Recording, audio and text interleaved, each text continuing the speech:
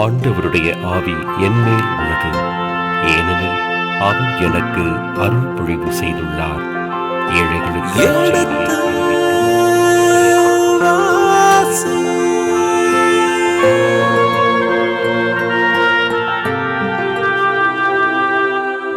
எடுத்து வாசி.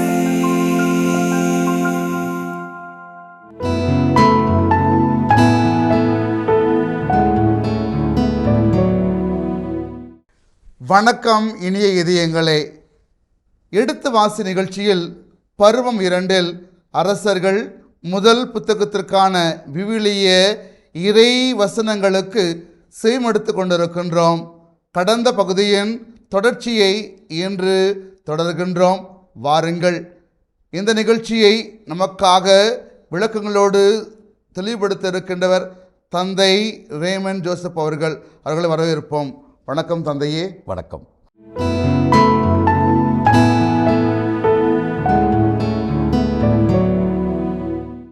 அதனால தூண் மண்டபம் ஒன்று, அதே மாதிரி அரண்மனைனா லெபனான் காடுகளே இருப்பது, அங்கே வந்து அமர்ந்தது போன்ற ஒரு லெபனான் வனம், house of the forest of Lebanon, லெபனானின் வனம் என்று ஒரு அரண்மனை, அப்புறம் தூண்களின் மண்டபம், அதே மாதிரி இன்னொரு மண்டபமும் இருந்தது.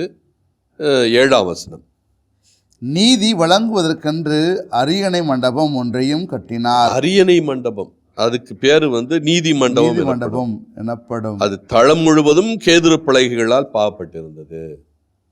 தரை முழுவதும் கேதுரு பலகைகள். லெபனான் காடுகள் முழுவதும் அங்கே உள்ள வந்துருச்சு. இது வந்து எத்தனாவது கட்டடம்?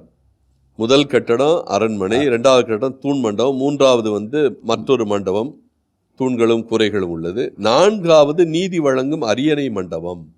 அதைத்தான் நீதி மண்டபம் என்று அழைக்கிறார்கள்.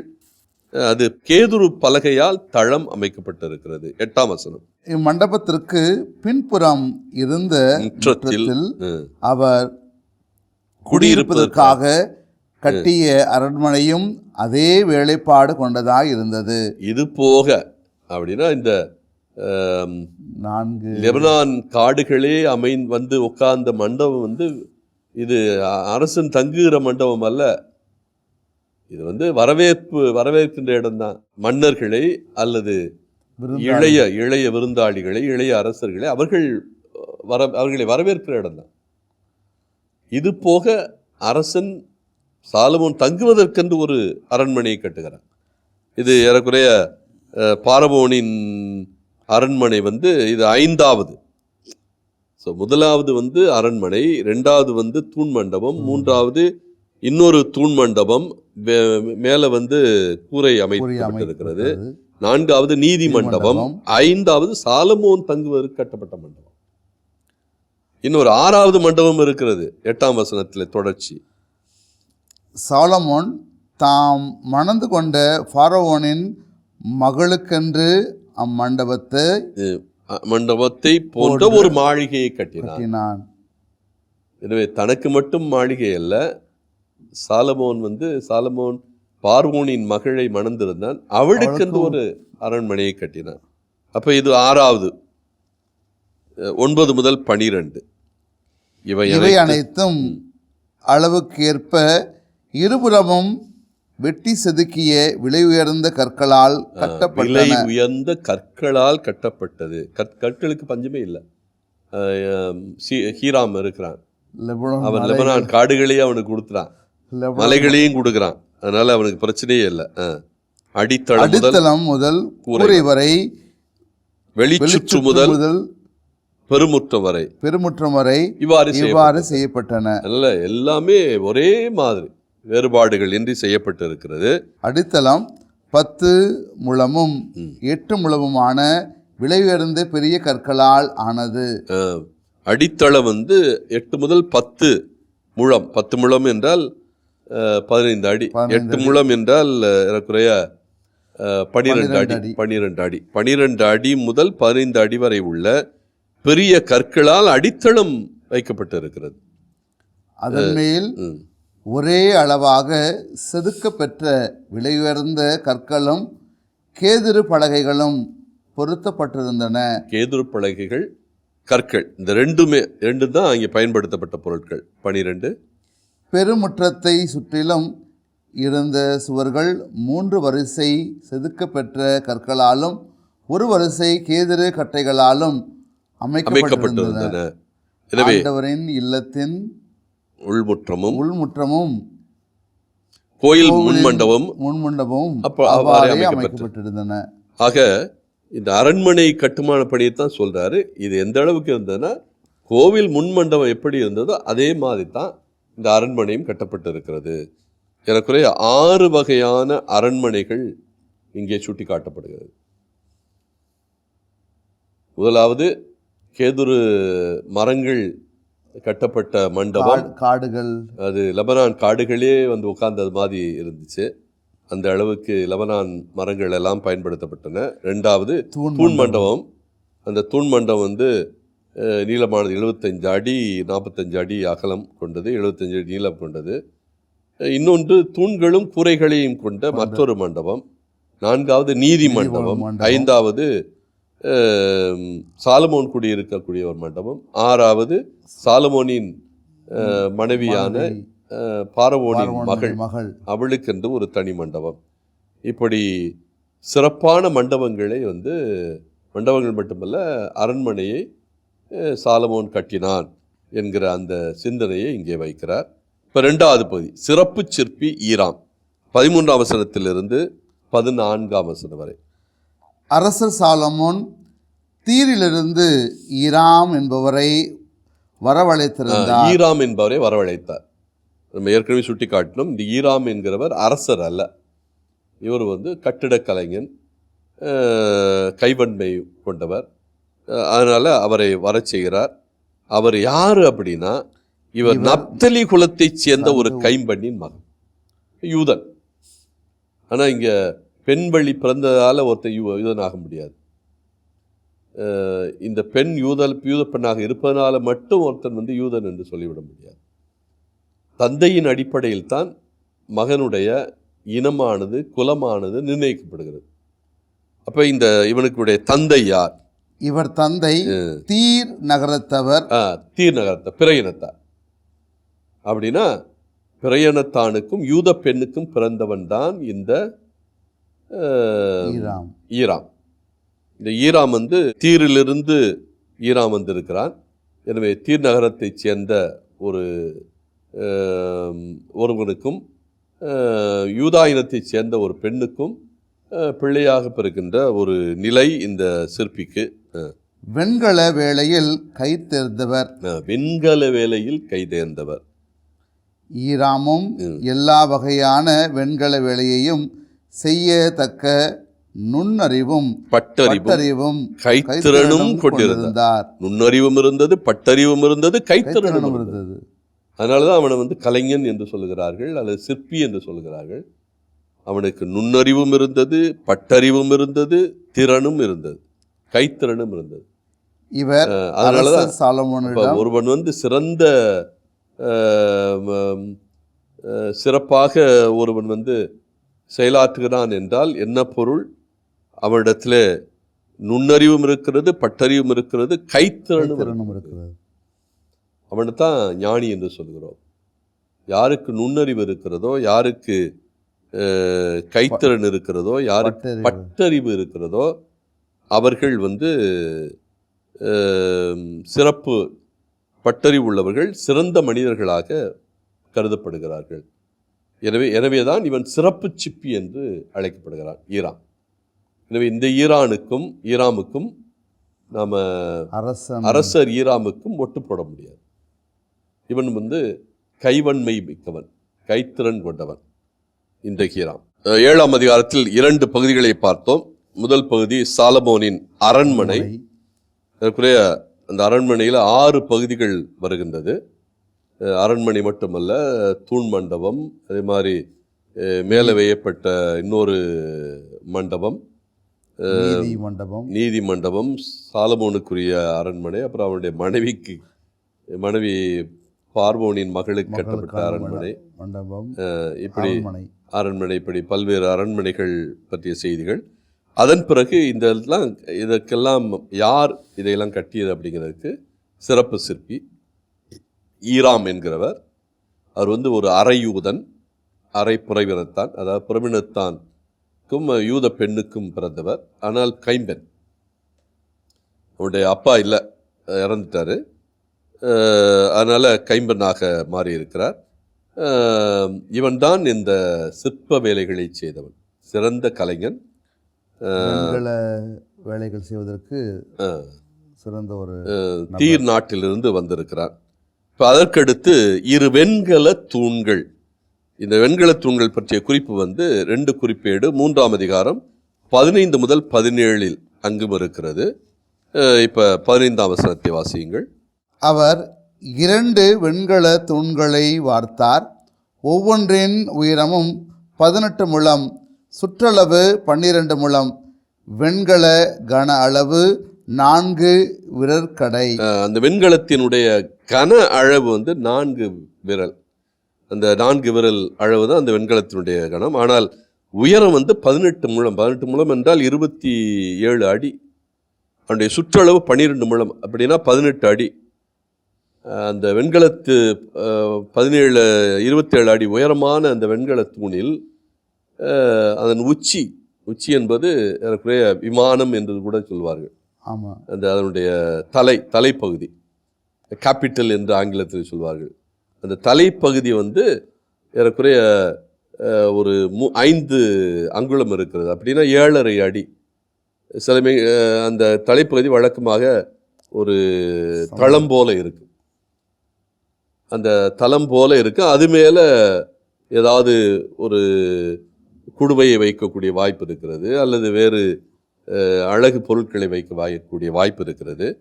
எனவே அதை உச்சி என்று சொல்லலாம், அல்லது தலை என்று சொல்லலாம்.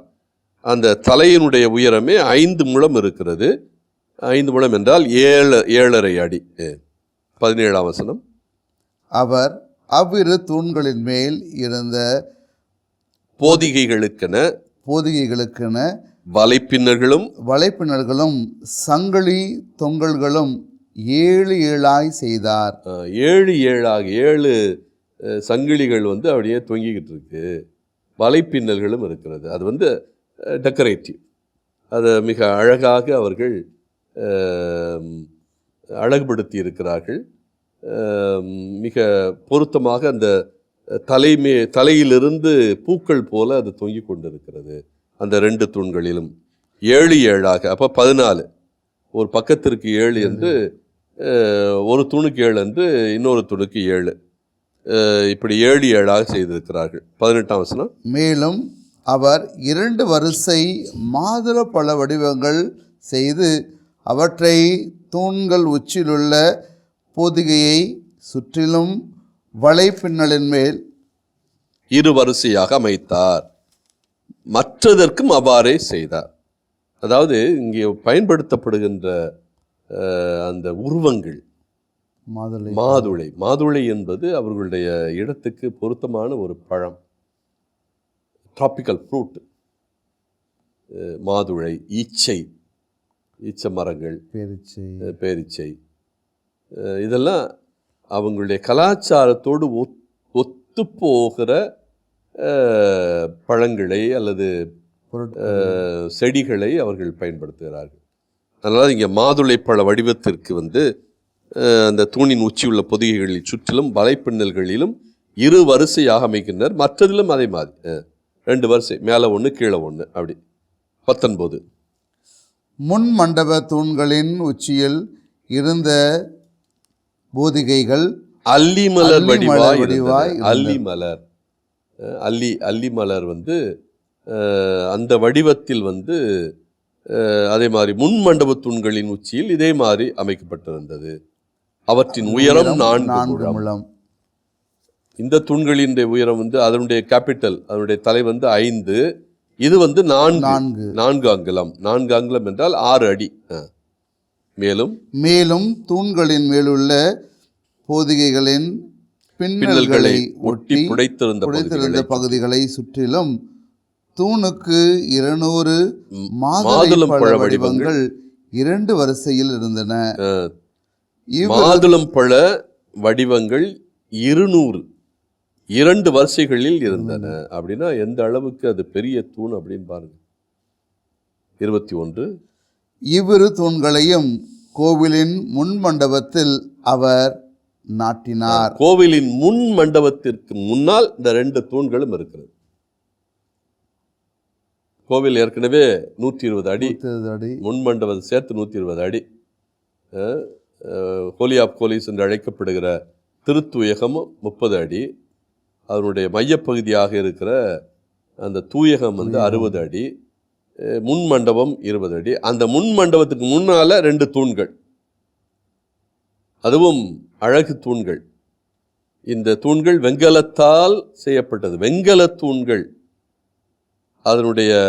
அதற்கடுத்து 21 வாசியங்கள். இவ்வாறு தூண்களையும் கோவிலின் முன் மண்டபத்தில் அவர் நாட்டினார். தென்புறம் நாட்டிய தூணுக்கு யாக்கீம் என்னும், வடபுற நாட்டிய தூணுக்கு போவாசு என்றும் அவர் பெயரிட்டார். தென்புறத்தில் இருக்கிற தூணுக்கு யாக்கீன் என்று பெயரிட்டார், வடபுறத்தில் இருக்கிற தூணுக்கு போவாசு என்று பெயரிட்டார். அப்ப யாக்கீன் என்றால் நிலை நிறுத்துதல் என்று பொருள். He establishes, அவர் நிலை நிறுத்தினார். போவாஸ் அப்படின்னா வலிமை என்று பொருள்.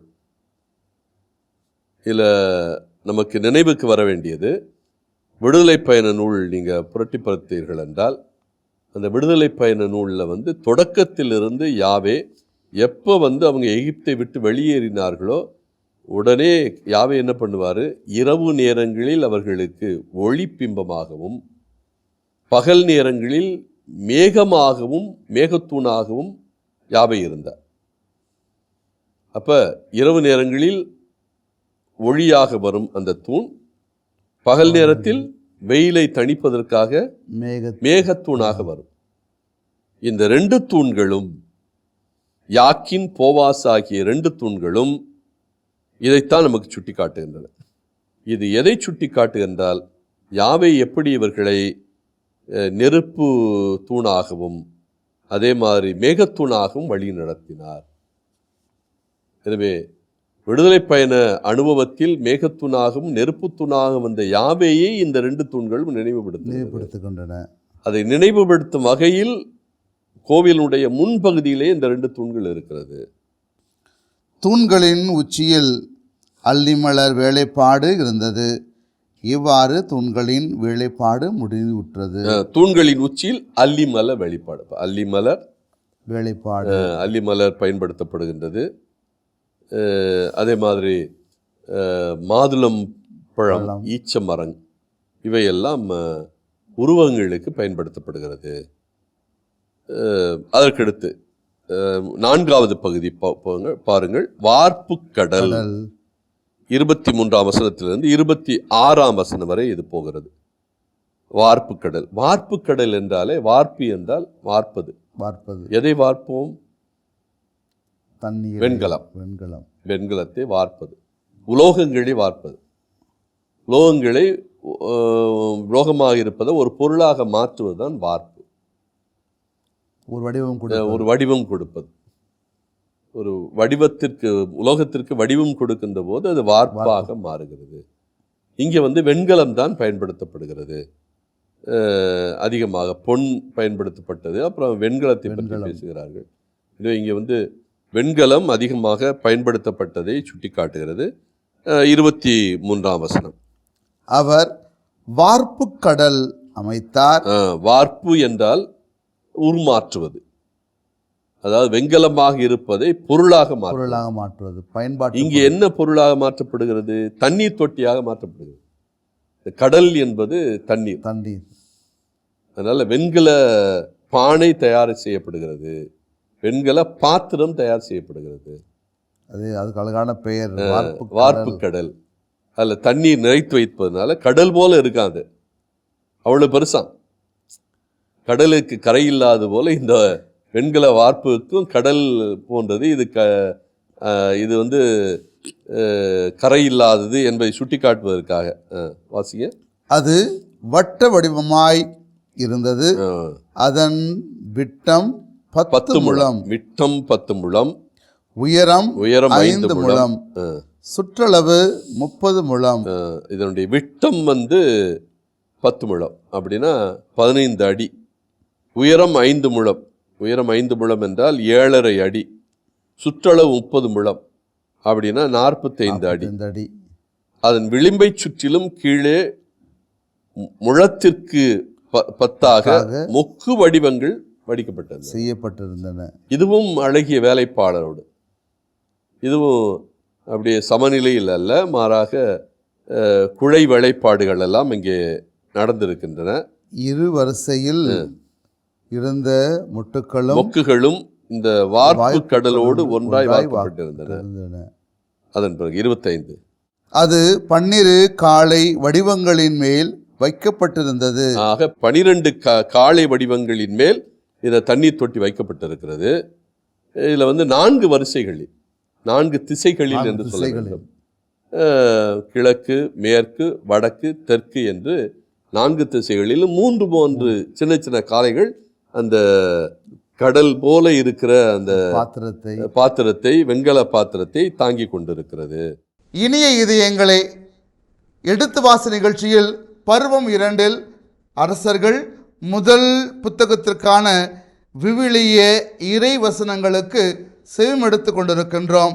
இதன் தொடர்ச்சியை அடுத்த பகுதியிலே தொடர்வோம். அதுவரை இணைந்திருங்கள். இயேசுவுக்கே புகழ், இயேசுவுக்கே நன்றி, மரியே வாழ்க. உலோகத்தை, வெண்கலத்தில் இருக்கிற உலோகத்தை பல்வேறு கருவிகளாக, பல்வேறு பொருட்களாக செய்வதற்கு திறமை பெற்றவன். அதனால் இங்கே வெண்கலங்கள் தேவைப்படுவதனால வெண்கலத்தை உருக்கி பொருட்கள் செய்ய வேண்டிய ஒரு கட்டாயம் இருப்பதனால இவனை அழைத்து வந்திருக்கிறார்கள். ஒவ்வொரு பொருளாக செய்கிறான். இவற்றையெல்லாம் உருவங்களை உருவாக்கி அவர்கள் வார்க்க வேண்டும். அந்த அளவுக்கு கெருபுகள், காளைகள், சிங்கங்கள் இவையெல்லாம் அவர்கள் மனதிலே பதிந்திருந்தது. அவற்றையெல்லாம் வடிவங்களாக மாற்றுகிறார்கள். சிங்கங்களும் காளைகளுக்கும் மேலும் கீழும்